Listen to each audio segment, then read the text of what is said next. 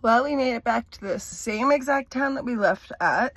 Day 21 of my drive around the world started off a little bit frustrating, as last night I had driven up the border through the Andes Mountains up to Argentina, was told I couldn't really go to Argentina, and drove right back down the same night and woke up in the same town I ended up in the night before. First thing in the morning is I went to the civil registration office to try to sort this all out.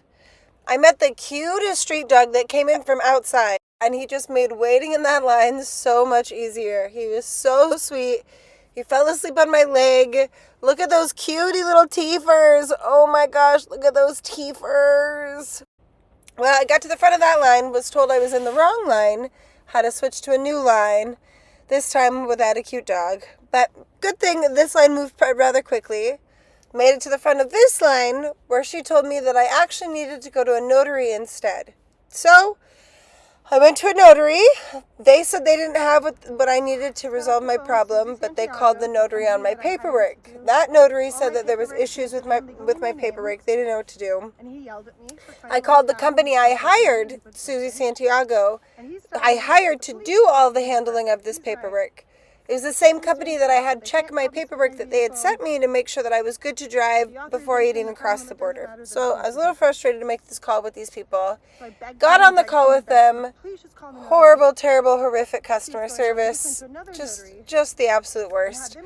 Got off the phone call, was rather frustrated, made it back to the van, and decided that a carrot party with the dogs was the absolute best way to wind down from being so frustrated with that phone call. So we had a little cute picnic, and I tried to figure out what we were going to do next. Los Andes was getting way too hot.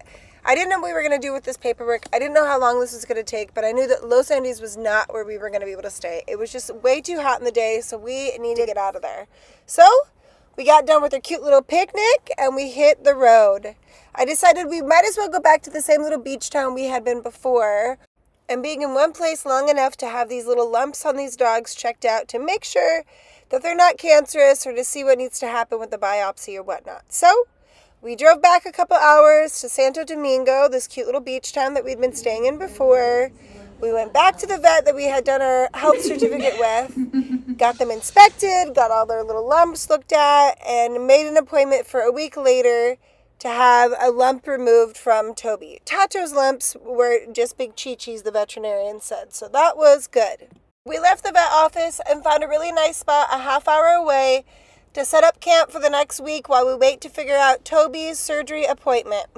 And that was day 21 of our drive around the world.